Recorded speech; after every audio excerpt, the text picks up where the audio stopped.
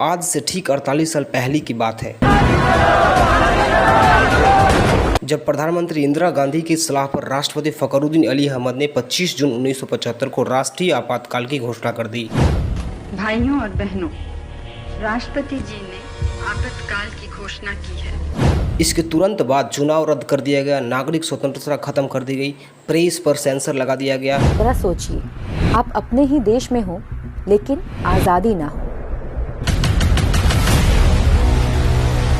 जुबान पर ताला लगा हो, कई मानव अधिकारों का उल्लंघन किया गया, किसी को पता ही नहीं चला कि कब आपातकाल की घोषणा हो गई। चुनाव और प्रेस सहित कई नागरिक मानव अधिकारों का गला घोट दिया गया। अखबारों पर हर जगह हो पाबंदी। You know that Stanley Woopert's book 9 Hours to Rama was banned. Selling Lady Chatterley's Lover was banned. The book What Has Religion Done for Mankind was banned. इसके खिलाफ बोल रहे कई लोगों को जेल में डाल दिया गया। 25 जून की वो रात देश की आत्मा को कुचल दिया गया, मीडिया और फिल्मों पर बैन कर दिया गया। मीडिया को दबोच दिया गया, देश के महापुरुषों को जेल के सलाखों के पीछे बंद कर दिया गया। यह आपातकाल देश में इंटरनल डिस्टरबेंस के कारण लगाया गया था।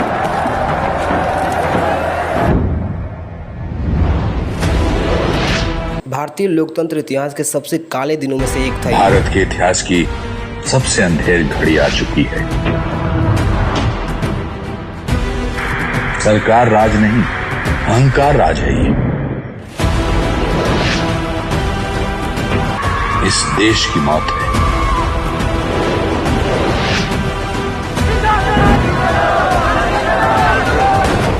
प्रदर्शन करने वाले चाहे विपक्षी नेता हो या लोग, सब पर हमला किया गया। मुझे इस देश की रक्षा करने से कोई नहीं रोक सकता, क्योंकि India is Indira and Indira is India. आपको पता ही है दोस्तों, हर एक वीडियो के पीछे हमारी मेहनत और रिसर्च होती है। इसके बावजूद आप में से देखने वाले 95% से भी ज़्यादा लोग हमारे वीडियोज़ को देखते हैं लेकिन सब्सक्राइब करना भूल जाते हैं। अगर आप भी अभी तक हमारे चैनल को सब्सक्राइब नहीं किया है तो इसी तरीके के एजुकेशनल वीडियो के लिए सब्सक्राइब जरूर कर लें। चलिए अब विस्तार से इस चीज़ को समझने की कोशिश करते हैं कि इमरजेंसी क्यों लागू हुई। इस इमरजेंसी को लगाने के पीछे कई सारे कारण थे। ऊपर से 1973 में जो तेल संकट का कारण उत्पन्न हुआ, जिसके कारण तेल की भाव जो है 300% से भी ज़्यादा बढ़ गई, जिससे देश की इकोनॉमिक स्थिति खराब होने लगी। अलग अलग जगहों पर हड़ताल होने लगे, लोगों ने प्रदर्शन करना शुरू किया। इससे पहले भी 2 इमरजेंसी ऑलरेडी भारत में लग चुके थे। 1962 में जब इंडो पाक वार हो रहा था और 1971 में जब इंडो चाइना वार हो रहा था, तो वार के कारण इमरजेंसी डिक्लेयर की गई थी। लेकिन यहाँ जब हड़ताल और प्रदर्शन लोगों में बढ़ने लगे, लोगों ने सरकार के खिलाफ करप्शन का आवाज़ उठाने लगा, अलग अलग कई जगहों पर हड़ताल देखने को मिले, तब इंदिरा गांधी ने राष्ट्रपति को ये घोषणा जारी करते हुए एक पत्र का मसौदा तैयार किया कि आंतरिक गड़बड़ी के कारण भारत की सुरक्षा को खतरा है। तो फिर राष्ट्रपति ने 352 अनुच्छेद का प्रयोग करते हुए 25 जून 1975 की रात को आंतरिक आपातकाल की घोषणा कर दी। अब जाहिर सी बात है दोस्तों, अचानक से आपातकाल की घोषणा करने के बाद विरोध और प्रदर्शन तो बढ़ेगा ही। अचानक से ना अपोजिशन लीडर को पता, ना ही इस पर कोई बड़ी मीटिंग की गई। कैबिनेट मीटिंग किया गया, जो कि छोटी सी मीटिंग थी 15 मिनट की, और अचानक से आपातकाल की घोषणा कर दिया गया। आर्टिकल 352 जिसका इस्तेमाल करते हुए राष्ट्रपति फरूका अली अहमद ने देश में आपातकाल की घोषणा की थी। इस आर्टिकल में क्लियरली लिखा है दोस्तों कि 3 तरीके से इमरजेंसी देश में लागू की जा सकती है। पहला, जब किसी देश की सुरक्षा पर कोई खतरा हो। जब दूसरा, किसी देश में वार चल रहा हो। या तीसरा, किसी देश में आंतरिक गड़बड़ी हो, यानी कि अलग अलग राज्यों में प्रदर्शन हो रहे हों।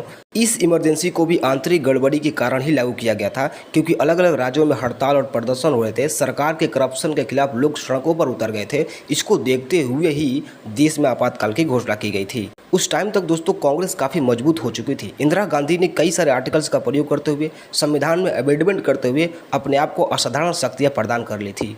नागरिक अधिकारों को तथा राजनीतिक विरोध करने वाले सभी लोगों को कार्रवाई करना शुरू की। सरकार ने हजारों प्रदर्शनकारियों और हड़ताली नेताओं को हिरासत में ले लिया, उन्हें जेल में डाल दिया। विजय राज सिंधिया, जयप्रकाश नारायण, मुलायम सिंह यादव, राजा नारायण, मोरारजी देसाई, चौधरी चरण सिंह, जीवंत राम कृपलानी, जॉर्ज फर्नांडिस, अटल बिहारी वाजपेयी, लाल कृष्ण आडवाणी, अरुण जेटली सहित कई सारे लोगों को जेल में बंद कर दिया गया है। यहाँ तक कि कांग्रेस के भी जो लोग इसका विरोध करना चाहें, उनको भी जेल में डाल दिया गया, जैसे मोहन धारिया और चंद्रशेखर को डाल दिया गया। सुप्रीम कोर्ट द्वारा दिए गए निर्देशों को खिलाफ जाना, संविधान में अवेडमेंट कर देना, अधिकतर लोगों की गिरफ्तारियां कर देना, जो लोग विरोध करना चाहें उनको पकड़ कर जेल में डाल देना, ये सारी चीज़ें दिखाती है दोस्तों कि किस तरीके से इंदिरा गांधी ने अपने पावर का इस्तेमाल किया। वीडियो के शुरू में ही मैंने आपको बताया दोस्तों कि इस आपातकाल के लागू करने के पीछे कई सारे कारण थे, लेकिन जिनमें से 4-5 काफ़ी महत्वपूर्ण है। जिनमें से पहला था गोलकनाथ मामला।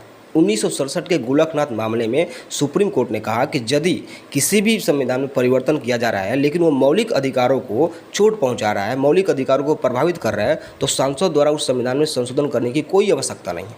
जैसे ही सुप्रीम कोर्ट ने यह फैसला सुनाया, इस फैसले को रद्द करने के लिए इंदिरा गांधी ने कांग्रेस के प्रभुत्व वाली सांसद को 1971 में 24वां संशोधन पारित कर दिया, मतलब कि संविधान में अमेंडमेंट कर दिए और सुप्रीम कोर्ट की बातों को काटकर अपनी बातों को लागू कर दिया। ये था गोलकनाथ मामला। दूसरा केस है दोस्तों प्रिवी पर्स। प्रिवी पर्स दोस्तों एक तरह से रूलिंग फैमिली को पैसे का भुगतान करना था।